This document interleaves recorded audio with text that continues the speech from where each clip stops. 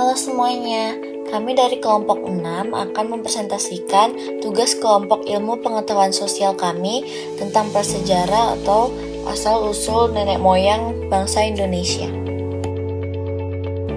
Sebelum lanjut ke topik pembahasan, ini adalah anggota-anggota kelompok 6. Tahukah kalian apa itu masa praaksara?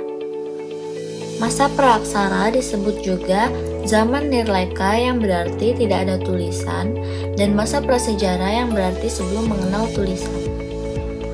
Yang pertama, mengapa pada masa praaksara manusia hidup secara berkelompok? Kira-kira apa ya bedanya dengan masa yang sekarang? Manusia pada masa praaksara hidup secara berkelompok agar membutuhkan satu sama lain. Mereka juga saling menguatkan hubungan antar manusia sehingga membuat bertahan hidup lebih mudah. Para laki-laki berburu makanan, sedangkan perempuan mengolah makanan, mengurus anak mereka, dan mengajari anak cara meramu makanan, atau yang biasa kita sebut dengan mengumpulkan makanan. Selanjutnya kita beralih ke pembahasan yang kedua, tentang kebudayaan Pacitan dan Ngandong. Hasil kebudayaan zaman batu Paleolitium ada dua. Yang pertama, Pacitan atau alat-alat bantu inti. Yang kedua ada kebudayaan Ngandong atau alat-alat tulang dan kayu. Kebudayaan Pacitan menghasilkan alat-alat yang terbuat dari batu yang ada di daerah Pacitan, Jawa Timur yang ditemukan oleh von Koenigswald. Alat-alat tersebut banyak memiliki kegunaan, diantaranya sebagai alat untuk menggali tanah dan umbi-umbian. Kebudayaan Ngandong adalah kebudayaan yang menghasilkan perkakas yang dapat digunakan untuk berburu dan mengumpulkan makanan.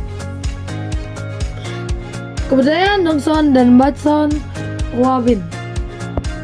Kebudayaan Dongson adalah kebudayaan zaman perunggu yang berkembang di lembah Songhong, yang tepatnya di Vietnam. Kebudayaan ini juga berkembang di Asia Tenggara, termasuk di Nusantara, dari sekitar 1000 sebelum Masehi sampai 1 sebelum Masehi. Batson Wabin. Batson Wabin merupakan salah satu kebudayaan yang memiliki pengaruh besar terhadap perkembangan masyarakat prasejarah di Indonesia. Kebudayaan Batson Wabin diperkirakan berasal dari tahun 10.000 hingga 4.000 sebelum Masehi. Dan sekarang kita memasuki dua teknik membuat perkakas dari logam. Pertama, cetakan batu atau bivalve. Apa itu cetakan batu? Cetakan batu merupakan teknik pembuatan logam menggunakan dua cetakan dari batu yang ditangkupkan. Jika membuat benda berongga, maka digunakan tanah liat sebagai intinya. Yang kedua, acire perdue. Apa itu acire perdue? Acire perdue merupakan salah satu teknik cetak untuk menghasilkan alat cetak perunggu yang menggunakan cetakan lilin yang akan dibungkus dengan tanah liat sehingga lapisan dapat dibakar sampai menjadi perunggu yang sudah mengeras. Nah, langkah-langkahnya apa aja ya? Mari simak berikut. Langkah-langkahnya. Yang bivalve, 1. Membuat cetakan dengan model yang ditangkupkan. 2. Tuangkan logam air ke dalam cetakan tersebut. 3. Kedua cetakan tersebut saling ditangkupkan. 4. Tunggu sampai logam dingin. 5. Buka cetakan dan benda logam pun sudah jadi. Nah, yang bivalve sudah nih teman-teman. Sekarang yang acire perdue. Langkah pertama teknik ini adalah membuat model barangnya dengan memanfaatkan lilin. Setelah itu, lilin akan dilapisi dengan tanah liat untuk membuat cetakannya. Indonesia berikut beberapa teori yang ada. Teori Afrika. Berdasarkan teori out of Africa, mayoritas nenek moyang bangsa Indonesia asalnya bukan dari tanah Indonesia, melainkan berasal dari Afrika. Dalam hal ini, nenek moyang bangsa Indonesia dipercaya pernah tinggal di wilayah-wilayah Afrika, kemudian berkembang hingga hampir seluruh wilayah Afrika. Teori Yunan. Pada teori Yunan, dinyatakan bahwa bangsa Indonesia berasal dari Yunan yang merupakan sebuah daerah di Cina Selatan, di mana teori tersebut didasarkan pada hasil temuan teknologi serta kesamaan bahasa yang ada dan menjadi alat untuk berkomunikasi. Teori Taiwan. Dasar utama dari teori out of Taiwan yang pertama adalah tidak adanya pola genetika yang sama dengan antara kromosom manusia bangsa Indonesia dengan manusia dari Indonesia. Masih berdasarkan teori ini, bahasa yang digunakan dan berkembang di Nusantara adalah bahasa yang masuk dalam rumpun bahasa Austronesia. Teori Nusantara. Berdasarkan teori Nusantara, menyatakan bahwa asal-muasal nenek moyang bangsa Indonesia, Nusantara, berasal dari wilayah Nusantara sendiri. Jadi manusia purba yang telah menjadi nenek moyang bangsa Indonesia berasal dari wilayah Indonesia sendiri. Ciri-ciri masing ras.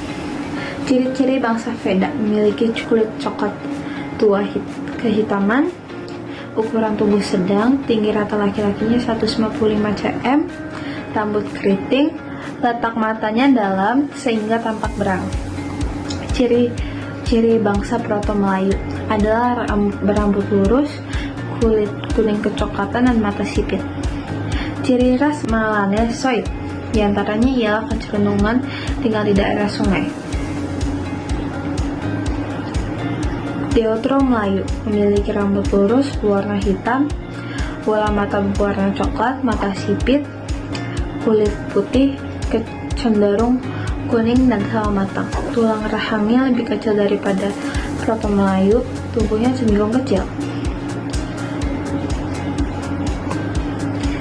Ciri ras Austronesia memiliki penampilan serupa seperti kulit berwarna muda sampai coklat, dengan rambut lurus, keriting, atau bergelombang.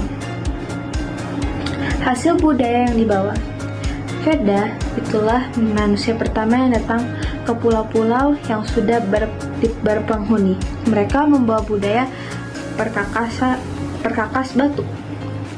Bangsa Proto Melayu hidup di zaman Neolitikum, di mana peralatan yang digunakan sudah halus. Maka peninggalan kebudayaan bangsa Proto Melayu yaitu gerabah, beliung, persegi, kapak, persegi, dan tembikar. Ras Melanesoid memiliki kebiasaan merayakan pesta adat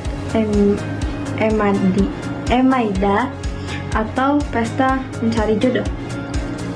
Masyarakat di Utara Melayu membawa kebudayaan perungu yang dikenal dengan sebutan kebudayaan Dongson.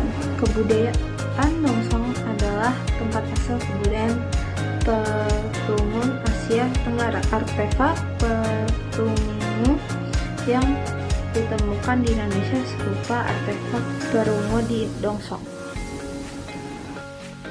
Bagaimana adanya suku-suku di Indonesia sekarang? A. Ras Veda. Berdasarkan teori out of Africa, suku bangsa ini berasal dari Ceylon, Sri Lanka, yang kemudian tinggal di Asia Tenggara dan mengembara ke wilayah Indonesia secara bergelombang selama berabad-abad. Suku yang termasuk ras Veda adalah 1. Suku Kubu di Palembang dan Jamis, 2. Suku Toala, 3. Tokea, dan 4. Suku Tomuna yang mendiami Siak dan Sulawesi Tenggara. Ras Proto Melayu.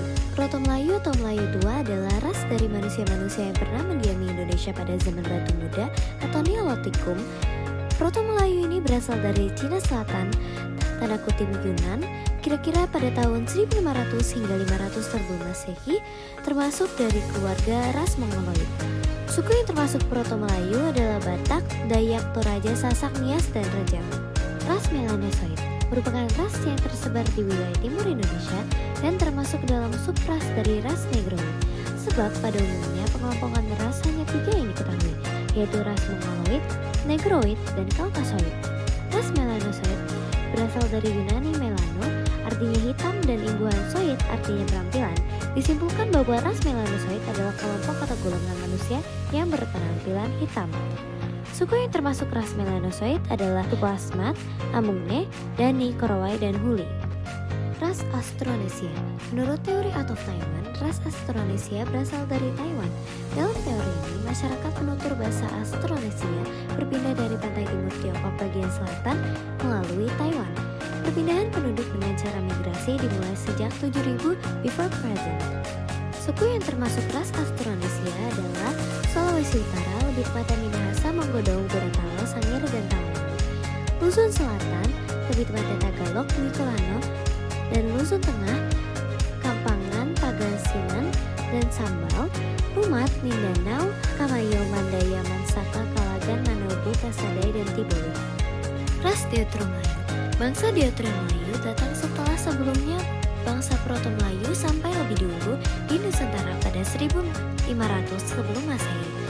Suku yang termasuk ras Deutero Melayu adalah suku Jawa dan Bugis, suku Aceh, Bali, Betawi, Makassar, Melayu, Minahasa, Sunda, dan Madura.